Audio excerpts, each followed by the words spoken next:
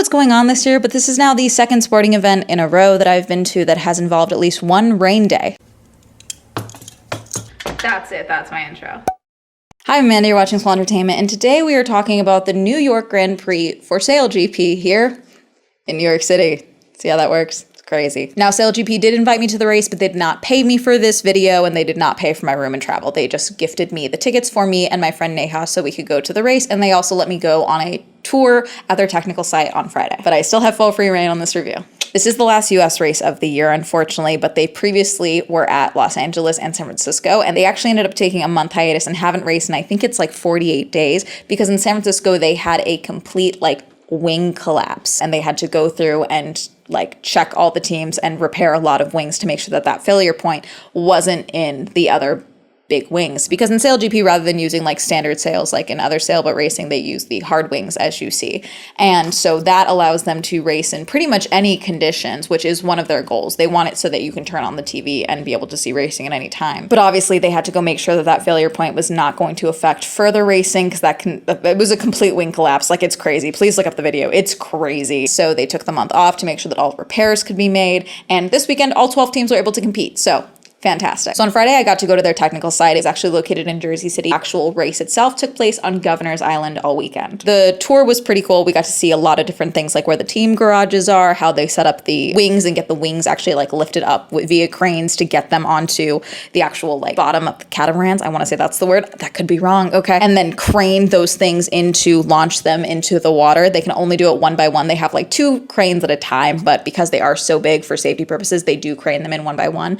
But something that I thought was really interesting, that was really driven home, I think, for myself throughout this tour, was just how identical all of these boats are. I asked if they would classify this as a spec series, because that's what we see a lot in like motorsports and things like that. Like, for example, IndyCar is a spec series, whereas Formula One, it's literally a formula series where there is a set formula, but teams can do whatever they really want within that formula. And there's a lot of comparisons to SailGP and Formula One. I talked about this in my review for San Francisco, how they were really trying to like court Formula One fans. And there's still a lot of elements that they openly said during this tour. But I asked if they would classify this as the spec series, and I was told by our tour guide, I think his name was Tom. I could be wrong. I do apologize if your name is not Tom. You were great. I wrote down your name and it auto-corrected to tomorrow, which is why I think it's Tom. Apologies if it's not Tom. These boats are as identical as you can get in the world for racing. Has made it so that it's, one, incredibly regulated and also very hard to cheat, but also it shows that these teams, when they win, they are winning because they are the best sailing team and not because they have the best boat. For example, when I mentioned, like when I asked about the spec series, they said, yes, if we change one button on one team, all 12 teams are getting that button changed. They have someone going through and checking all the carbon fiber to make sure everything is there's no like any divots, there's no like little bubbles or anything like that. The teams don't even assemble their boats anymore. They have an assembly team. And that's one of the reasons they have the sim setup that they have started, because teams are begging for practice time, because as soon as the weekend is over, they're going to pack up those boats and put them in shipping containers and take them off. The teams don't get to hang on to their boats. They don't get to practice with their boats. There are set practice times. But that I thought was really interesting was the fact that they have developed a whole sim setup for these teams so that they can train and get more practice time, hopefully. But I really wanted to talk with one of the teams. Team USA was working on the sim when we were in there, but they were obviously practicing, so I didn't want to like interrupt or ask any questions or anything like that. But that's one question I really want to know, is how the teams actually feel about the sim setup. That's something that I would like to know. But overall, very interesting to see more about these boats. Like, they literally showed us like the Team Italy boat, which is also sponsored by Red Bull. All the teams were owned by SailGP. Some of them still are. And then now sponsors have come through. For example, Ryan Reynolds was actually also there at the technical site during my tour. We did not get to meet him. Straight up was told we were not allowed to meet him because him and Hugh Jackman did just become co-owners of the SailGP Australia team and brought in a sponsor and everything like that. And so they were doing like a photo thing that I think was like supposed to be super, super secret.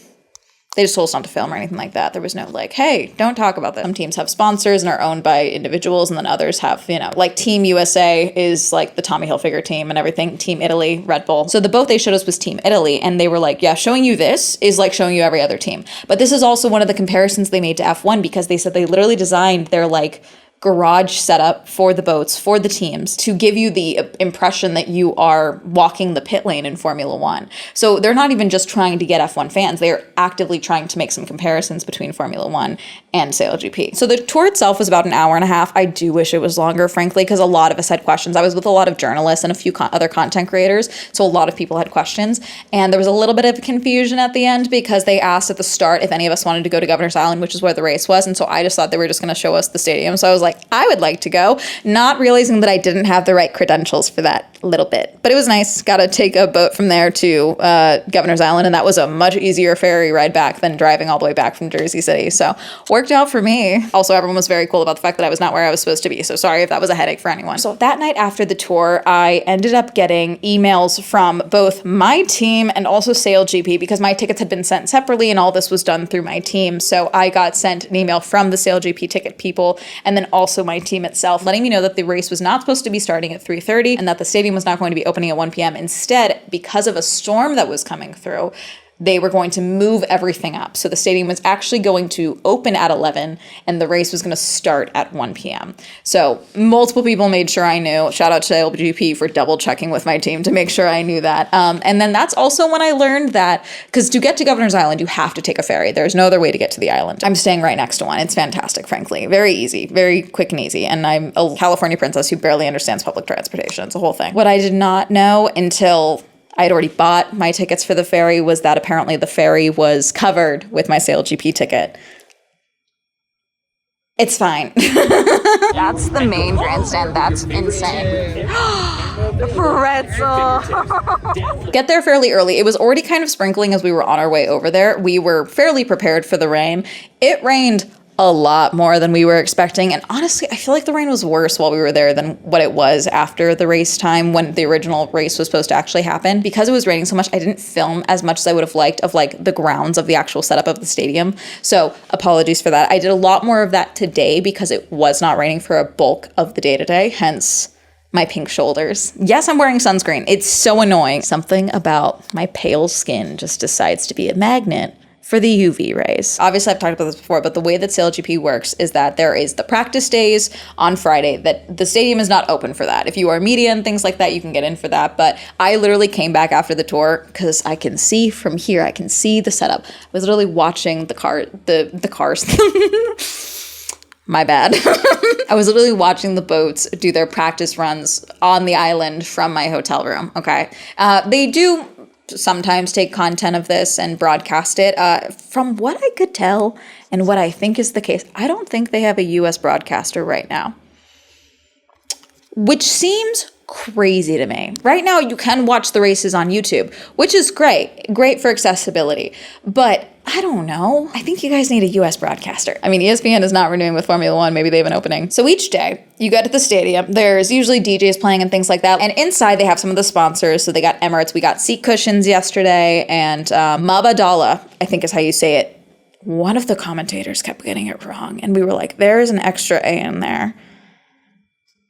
But it's fine because this is the Mabadala New York Grand Prix. So important to get that right, I think. They had a sim setup. They had a little thing for their Inspire program, which is the smaller windsurfing kind of experience they do where you're literally like on the hydrofoils, like holding a sail and everything like that. They didn't do any of that this weekend, like any people in the water. Not sure why. Didn't see anything talked about that, but they had that set up there. And then a bunch of food options and things like that out and about. They also had a spot where you could customize your hats if you wanted to get a SailGP hat and all of that.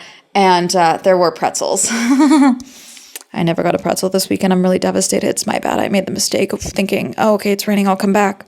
And then I came back today and they were gone. Sold out.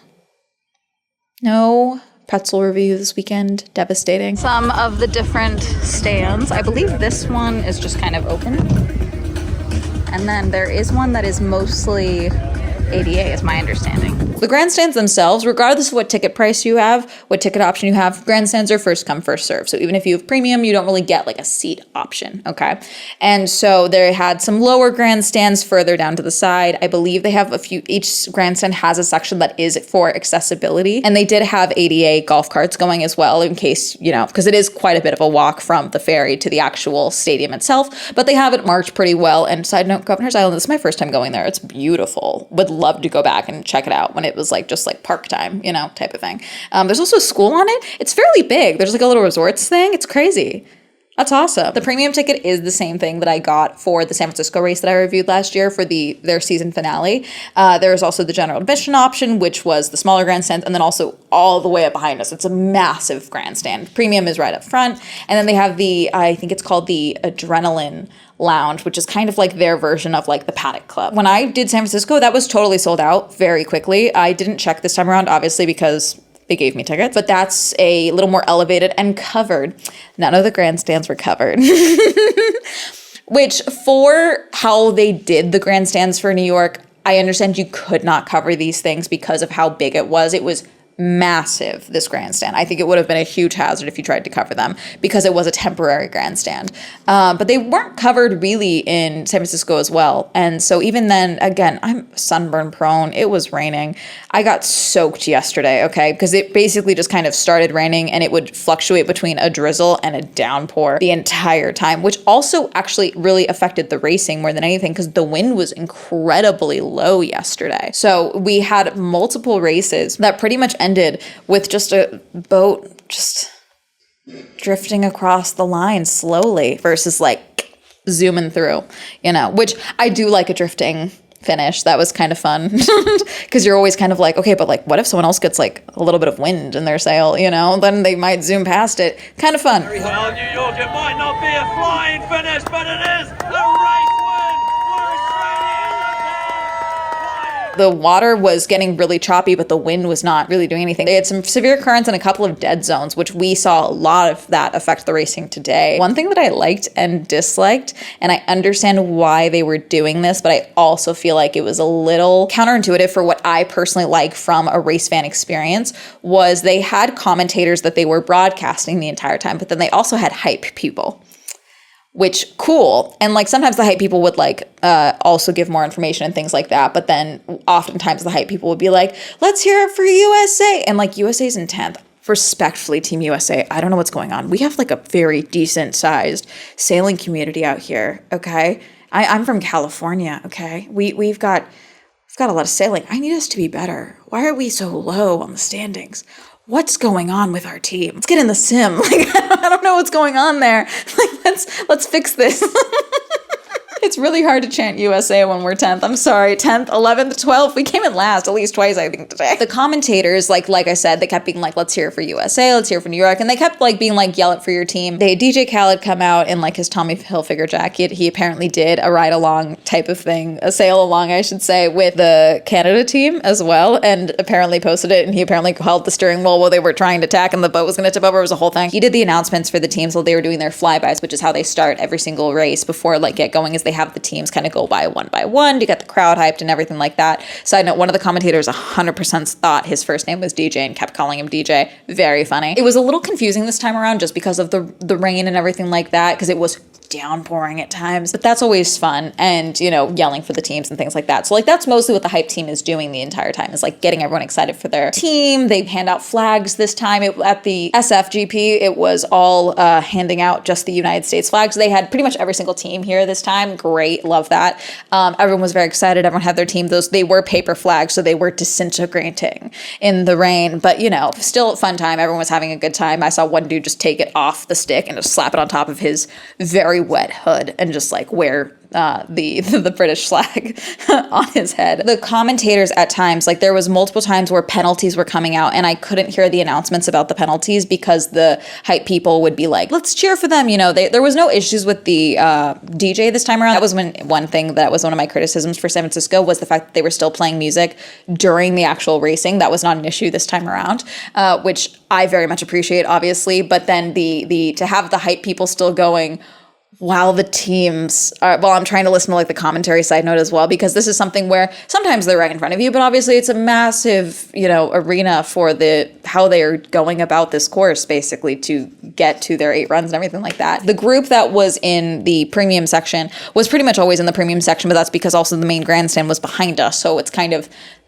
that's for everyone, basically. So don't know if I would have preferred to be in one of the other grandstands, if that would have helped with hearing the other commentators that were commentating the actual racing itself.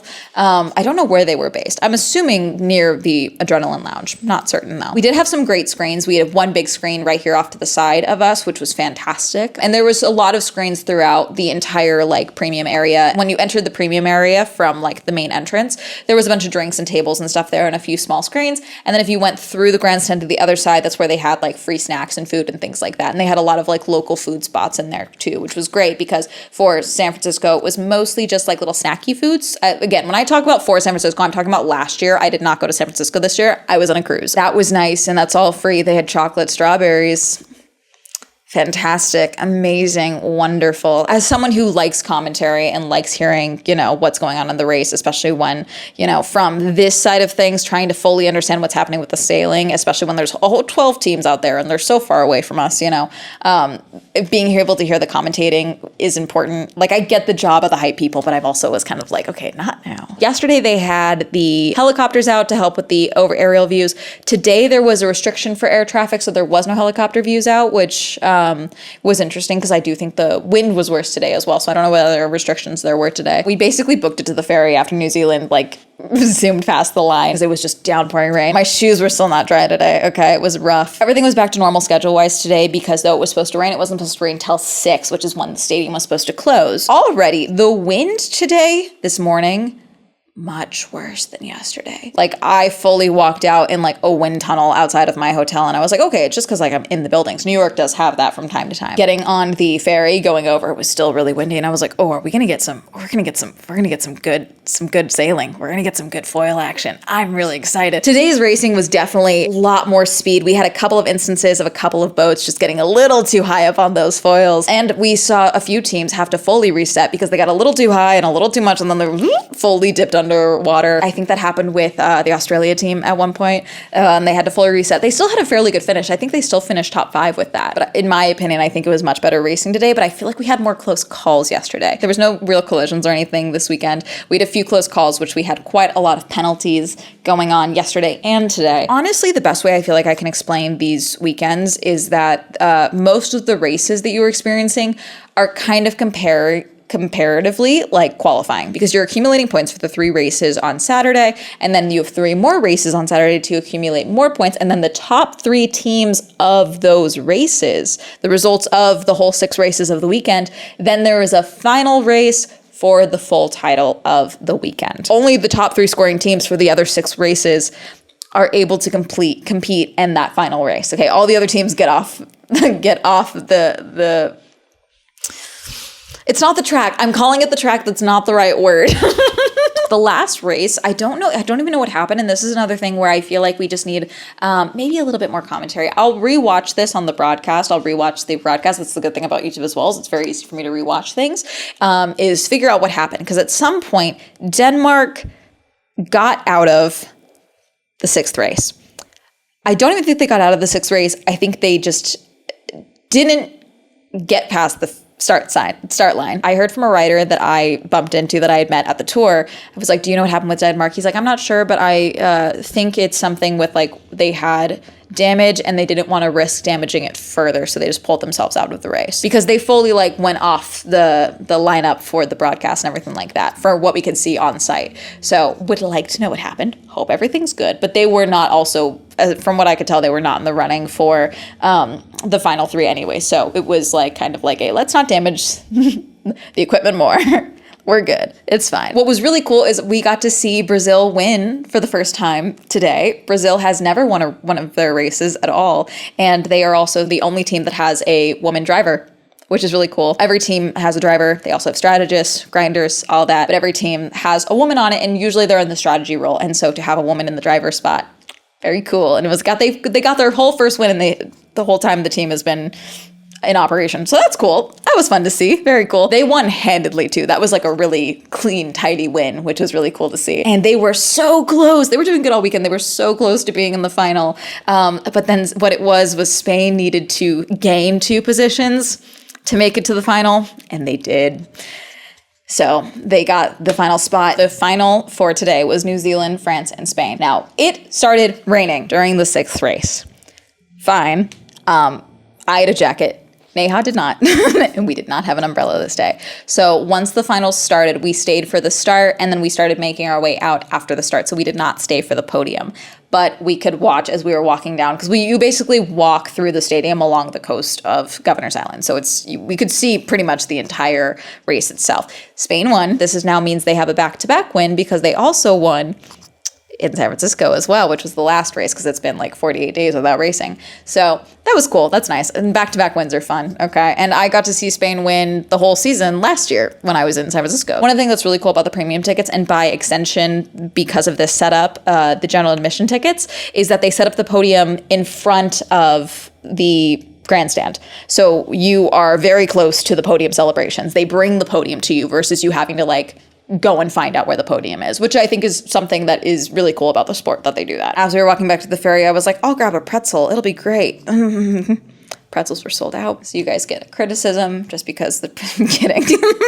Therefore, I hate this race because you guys ran out of soft pretzels. No, they looked really good. They were like big and fluffy. I should have gotten one when I first got one, but I wasn't hungry. I just had a bagel. Overall, did not buy any merch or anything this time around. They do have specialty merch and everything for each team and stuff like that. The crowd at SailGP is always very fun. Everyone working is very fun. The employees are all wearing they were wearing like this green, but like bluer.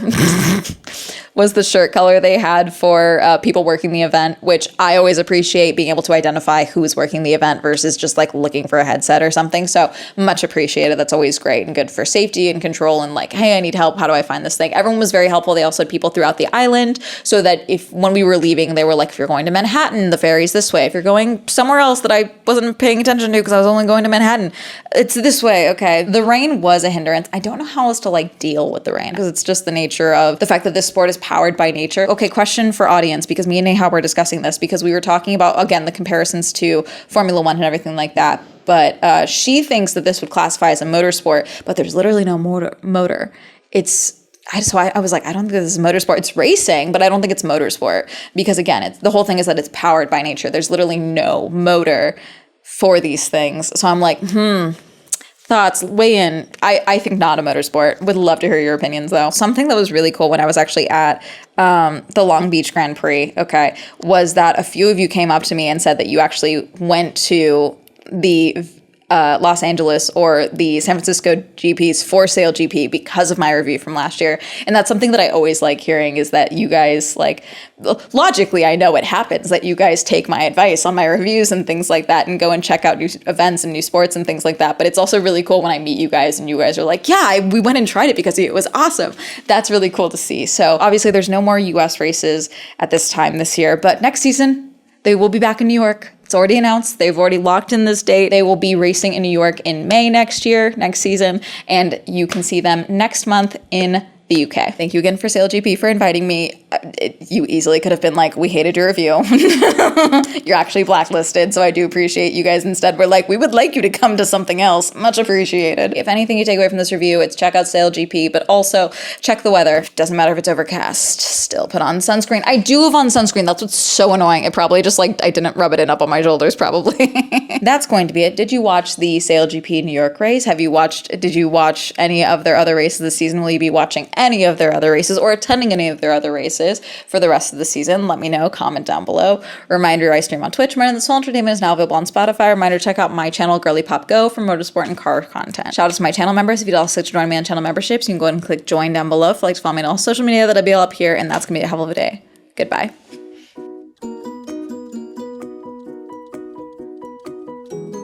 Again, thank you for inviting me, and apologies for the fact that so much of my other social media content surrounding this race weekend has been me tagging you guys in posts where I'm like, I like big boats and I cannot lie. I apologize. I don't know what my problem is.